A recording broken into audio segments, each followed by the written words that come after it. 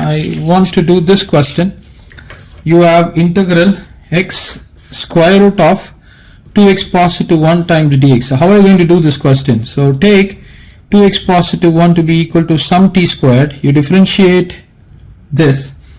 You get 2 times dx is equal to 2 times t dt. 2 and 2 can be cancelled.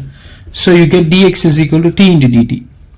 Now I do not have, in other words, if this is missing, if this is not given, then this question is simple. But they have given us this. So what are we going to do if we were to face this x?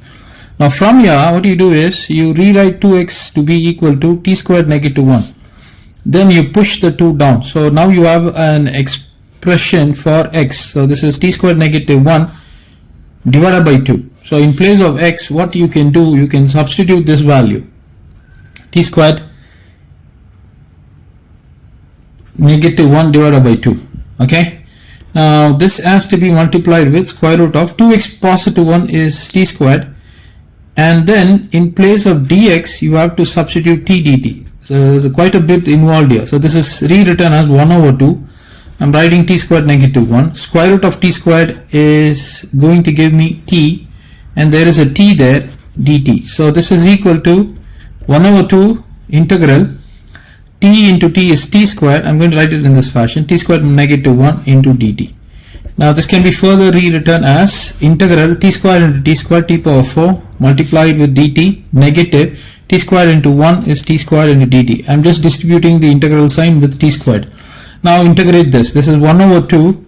Integral of t power 4 is t power 5 divided by 5. Integral of t power 2 is t power 3 divided by 3.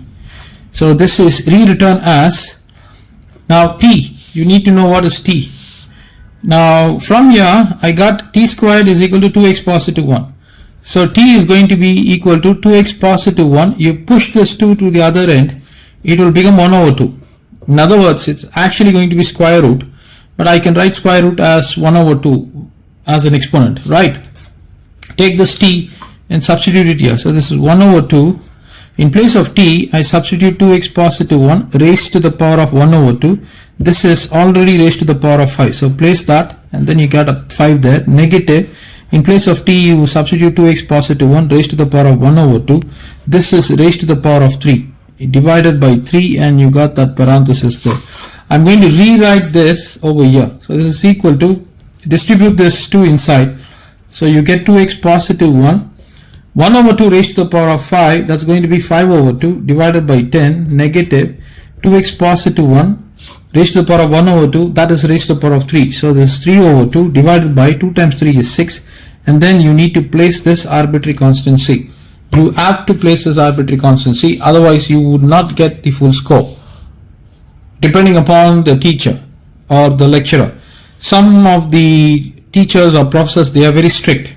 In other words, if you don't place this C, they will outrightly mark it wrong. So have that in mind. Thank you everybody. Until we meet again.